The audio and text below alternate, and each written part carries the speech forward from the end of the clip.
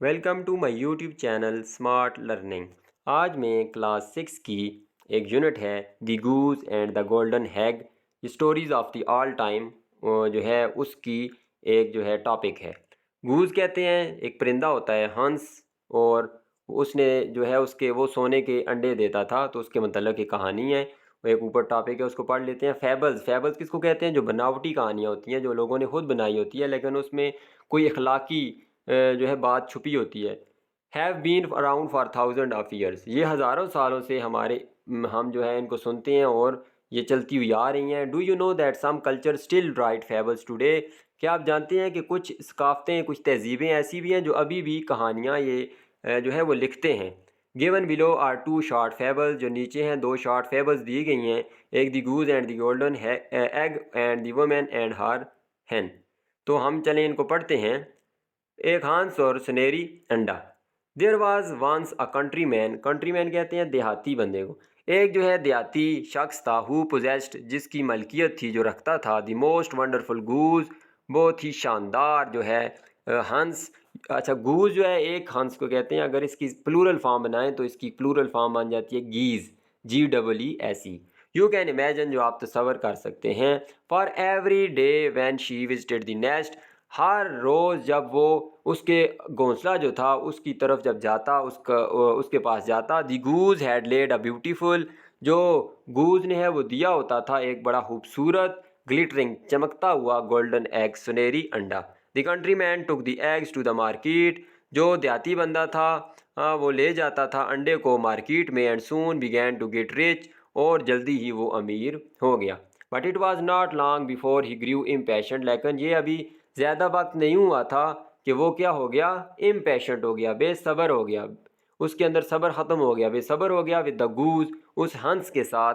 Because she gave him only a single golden egg a day, क्योंकि वो देती थी जो है सिर्फ एक अंडा, सुनहरी अंडा रोज़ाना। He was not getting rich fast enough, वो नहीं हो रहा था अमीर बहुत जल्दी से। देन वन डे, फिर एक दिन, after he had finished counting his money, जब उसने मुकम्मल किया अपनी पैसों को गिनना, an idea came to him, उसके जहन में एक ख्याल आया, एक बात आई, that he could get all the golden eggs at once, कि वो सारे सुनहरी अंडे जो इसके पेट में हैं एक ही मरतबा हासिल कर सकता है। By killing the goose and cutting it open, मारते हुए इस हंस को और इसको अंदर से खोल काटते हुए। But when the deed was done, जब वो अमल या फेल जो एक्शन था वो हो गया था, not a single egg was found, एक भी है उसके पेट के अंदर अंडा नहीं मिला। And his precious goose was dead, और उसकी जो कीमती अनमोल हंस थी वो मर गई थी। दी वुमेन, अच्छा यहाँ से क्या पता चलता है कि इंसान बड़ा इम्पेशंस होता है, उसके अंदर सब्र नहीं होता, और वो अपनी ग्रीड में जो है, लालच में सब कुछ खो बैठता है। दी वुमेन एंड हर hen, औरत और उसकी मुर्गी। A women possessed a hen, एक औरत के पास एक मुर्गी थी। That gave her an egg every day, जो रोज़ाना एक अंडा देती थी। शी ऑफन पॉन्डर्ड, वो जो है अक्सर सोचती थी, ख्याल करती थी, how she might obtain two eggs daily instead of one, कैसे वो हासिल कर सकती है दो अंडे रोज़ाना एक के बजाय। इंस्टेड कहते हैं बजाय। एंड एट लास्ट, और आखिरकार, टू गेन हर पर्पज़, अपने मकसद को हासिल करने के लिए, determine to give the hen, उसने इरादा किया देने का मुर्गी को a double allowance of barley, barley कहते हैं जौ को, जो उसको दाना दिया जाता है, अनाज दिया जाता है, तो उसने वो डबल किया, ताकि क्या सोचने लगी कि अगर मैं रोज़ाना थोड़ा देती हूँ तो एक अंडा मिलता है, अगर मैं डबल दूंगी तो दो अंडे देगी। फ्राम दैट डे, उस दिन से, द hen बिकेम फैट, मुर्गी जो है वो मोटी हो गई, एंड स्लीक, और बड़ी नर्म हो गई, ढीली डाली हो गई। And never once laid another egg, और फिर उसके बाद जो है कोई भी अंडा उसने नहीं दिया।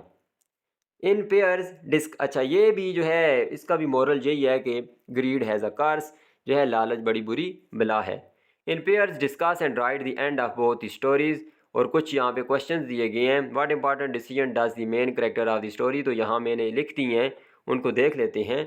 फर्स्ट वन है, what important decision does the main character of the story make, जो मेन करेक्टर थे दोनों कहानियों में, उन्होंने क्या फ़ैसला वो क्या फ़ैसला किया था? तो कंट्री मैन जो था गूज वाली स्टोरी में, ही किल्ड द गूज, उसने मारा हंस को। और औरत ने क्या किया? ही गैव आएगा, he gave double dose of barley to hen, उसने मुर्गी को जो है दुगनी खुराक दी किसकी, जौ की। दूसरा है what lesson did the main characters learn, क्या सबक जो है उन जो मेन करेक्टर्स से उन्होंने सीखा। The main characters learn the lesson greed and impatience can lead to loss, कि जो लालच और बेसब्री है वो आपको नुकसान की तरफ लेके जा सकती है। थर्ड वन है which is your favourite character in each fable and why, इस कहानी में जो है दोनों कहानियों में आपका कौन सा पसंदीदा किरदार था और क्यों। तो फेवरेट करेक्टर्स जो हैं वो गूज और हैन ही हो सकते हैं। गूज और हैन है, ऑल्दो अगरचे the goose and the hen are not the main characters, हालांकि ये मेन करेक्टर नहीं थे, मेन करेक्टर वुमेन और कंट्री मैन थे, लेकिन उनका करेक्टर जो है वो पसंदीदगी के काबिल नहीं है। But I like them because, लेकिन मैं जो है इन दोनों को पसंद करता हूँ, मुझे अच्छे लगे क्योंकि they represent a valuable resource, ये है नुमाइंदगी कर रहे थे या दे रहे थे एक बड़ी कीमती ज़रिया दे रहे थे, that can provide sustenance and wealth, जो कि मुहैया कर सकती है। सस्टेनेंस कहते हैं गज़ा को, खुराक को, और दौलत, क्योंकि वो सुनहरी अंडा दे रहे थे और दूसरी अंडे दे रही थी, तो जिससे उसका माली हालत ठीक हो रही थी। इस वजह से ये दोनों हमारे फेवरेट करेक्टर हो सकते हैं। नेक्स्ट पेज है compare and contrast both stories using Venn diagram. तो ये वैन डायग्राम बनी हुई है, जो मैथ्स के स्टूडेंट्स हैं उनको बखूबी पता होगा, वैन डायग्राम सेट्स के अंदर आती है। तो इसमें क्या करना है, कंपेयर एंड कंट्रास्ट को, ऐसी चीज़ें बतानी है जो कॉमन भी हों और ऐसी चीज़ें बतानी है दोनों की डिफरेंट डिफरेंट हों। तो दरमियान में जो एरिया होता है जिसमें बोथ लिखा हुआ है, इसमें सिमिलैरिटीज़ आएंगी, मतलब कि दोनों की एक जैसी चीज़ें। तो सिमिलैरिटीज़ को मैं बाद में बताता हूँ, डिफरेंसेस देख लेते हैं दोनों में फ़र्क क्या क्या था। गूज़ वाली कहानी में जो गूज़ है वो गोल्डन एग्स देती थी, और दूसरी कहानी में देखें तो एक मुर्गी जो है वो अंडे देती थी। गूज वाली कहानी में गूज इज किल्ड, दूसरी में जो है, पहली में हंस को मारा गया था, लेकिन दूसरी में मारा नहीं गया था, बल्कि हैन बिकेम फैट एंड स्लीक, वो नर्म और मोटी हो गई थी। पहली में जो है करेक्टर्स कंट्रीमैन और गूज थे, जबकि दूसरी में वुमेन और हैन थे। ये दोनों में डिफरेंसेस थे, फ़र्क थे। अब आते हैं हम सिमिलैरिटीज़ की तरफ। इनमें जो है एक जैसी चीज़ें क्या है, मोरल लेसन, दोनों का इखलाकी सबक एक जैसा है। Both stories teach the importance of patience and contentment, दोनों कहानियाँ हमें सब्र और इत्मीनान की जो है सबक देती हैं। दूसरा है करेक्टर, बोथ स्टोरीज है बर्ड्स, दोनों में जो है परिंदे थे। उसके बाद है फाइनेंशियल गेन, दोनों कहानियों में जो है एक अच्छा ज़रिया मिल रहा था आमदनी का, क्योंकि पहली भी जो है सोने के अंडे दे रही थी और मुर्गी भी अंडे दे रही थी, तो माशी ज़रिया था। उसके बाद है ह्यूमन फॉल्ट, दोनों कहानियों में इंसान का जो बेसब्रापन था, बेसब्री थी और लालच थी, ये दोनों गलती थी, पहली कहानी में भी और दूसरी में भी। ये दोनों जो है इसमें सिमिलैरिटीज़ थी। अच्छा, यहाँ पे क्वेश्चन है, नाउ कीपिंग इन माइंड, अपने जहन में रखते हुए द की पॉइंट्स, इन की पॉइंट्स को अ फेबल कहानी के, right your own fable having animals और प्लांट्स एज करेक्टर्स, जो है जानवर या किसी परिंदे पौधे को करेक्टर्स डाल के एक कहानी लिखें और इसका मोरल भी लिखें एंड पर।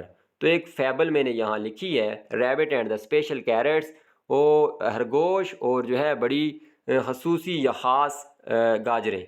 अ rabbit named Rosie found a special garden, एक रैबिट था जिसको मिला एक बड़ा ही ख़ास बाग। Every day one delicious carrot grew, हर रोज़ एक मज़ेदार गाजर उगती।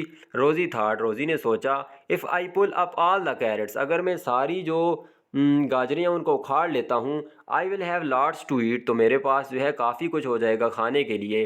One day Rosie pulled up the whole garden, एक दिन वो खरगोश ने सारा बाग जो है उखाड़ दिया। बट नाउ, लेकिन अब, नो मोर कैरेट्स ग्रू, जो और कोई नई जो है कैरेट उगी नहीं। रोज़ी वॉज हंग्री एंड सैड, रोज़ी भूखा और मायूस था। अ वाइज ऑल सैड, एक अक्लमंद बंदे ने कहा। ऑल वैसे उल्लू को कहते हैं, लेकिन जो यूरोपीय ममालिक हैं वहाँ पे उल्लू को अक्लमंदी की एक परिंदा समझा जाता है। तो मतलब एक अक्लमंद बंदे ने कहा, be patient and happy with what you have, जो है सब्र करो, खुश रहो उसके साथ जो तुम्हारे पास है। Wanting too much can make you lose everything, ज़्यादा की तलब जो है आपको जो है नुकसान में डाल सकती है। मोरल क्या है इस स्टोरी का, being patient and happy with what you have is better than wanting too much and losing everything, जो कुछ तुम्हारे पास है उस पे सब्र करो और खुश रहो, ये बेहतर है तुम्हारे लिए ज़्यादा की तलब करके इसको भी खो जाने में या सब कुछ खो जाने में।